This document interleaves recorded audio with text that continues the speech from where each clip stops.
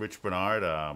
I served in the original Iraqi war in Desert Storm back in '91. When I was over in Desert Storm, we pummeled them. I mean, we were doing POWs because I was a military policeman. You'd see guys with compound fractures, gangrene, and they'd be drinking puddle water. And all they could say was MRE, which is the MRE, meals ready to eat, and water. And we were just giving them water and these meals ready to eat because they were starving. And me and my buddy Paul come back with our sergeant, with our platoon sergeant, and he says we can use the phones, which is a big deal to be able to use the phones. I hadn't been able to call home. So I decided to call home and call my mom and dad, and it was my dad. It had been my dad's birthday, so I said, I'll call home and say happy birthday. And so we went into this little city, Alpha El Batten, and I get to use the phone, and I call home, and I pick up. My mom picks up, and I'm like, hey, Mom, and she goes, hey, Richard, how are you? And I go, good, and and she goes, where are you? And I'm like, I'm in Alpha El Batten. And she goes, who are you with? And I'm like, I'm with Paul. And I'm like, and she's kind of prod me, and I'm like, Mom, what's going on? And she goes, your dad wasn't feeling good last night. And I go, oh yeah? And she goes, I took him to the hospital. And I'm like, okay, is he all right? And he had a heart attack. And I'm like, Ma, is he all right? She's not answering my questions. She goes, and I go, is he all right? And then she goes, he died. It's one of those times in your life where a sentence just reverberates in your head. It's just, profound. Now, since the war's over, I get to go home. So, but it's 4 hours drive back to where we were.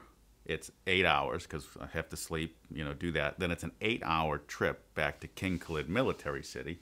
And then it's 8 hours waiting for a plane. So I don't know, if you've ever had a serious loss, time is weird. It's like all of a sudden you can be there and a half an hour can go by and you just don't recognize what's going on around you.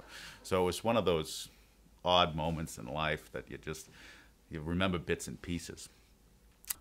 I was just all by myself. So the colonel was super nice on the plane and said, you know what, when we get off at LaGuardia, I'll get your bags off and we'll let you go home. So we get off the airport, and now I'm still in desert camouflage. I still have dust from the desert on me. I have my rucksack, I have my bag, and I'm walking through the airport, and people just keep looking at us. And there was such a outpouring of appreciation from everybody. So you're going through this moment in life that's so difficult, but yet people, we stopped at the bar and you got free beer. Then we get to the taxi and the guy says, are you just back from the war? And we go, yeah, we just got back from Desert Storm. No charge.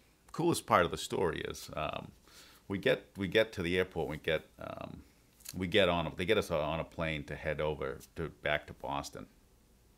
And so here I am, 20 years old. I've already been to war, and I'm going home to bury my father. So my oldest son is older than that now, and I think, geez, what a baby I was. But at the time, you just deal with what you're dealing with. We get on the plane late, and I'm walking with my rucksack and bag. And as we are entering the plane,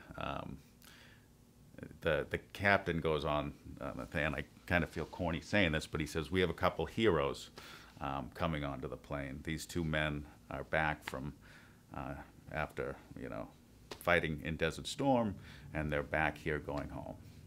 So, and it kind of caught me off guard as we're walking back in there. And so this whole plane of people just looks at us as we're walking on the plane, and everybody stands up and claps, and and it's one of those moments where you're embarrassed because you're getting all this attention, but it was so great, in a time in my life that was so tragic and so difficult, to see that response to us, that going over and serving meant so much to them.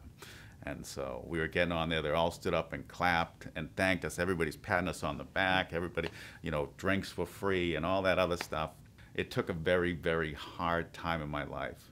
And looking back on it, it has become a nice memory for me. And it's become a pleasure to think about, that even through those darkest times and what I was going through, that that moment and those people meant that much to me. I have no idea.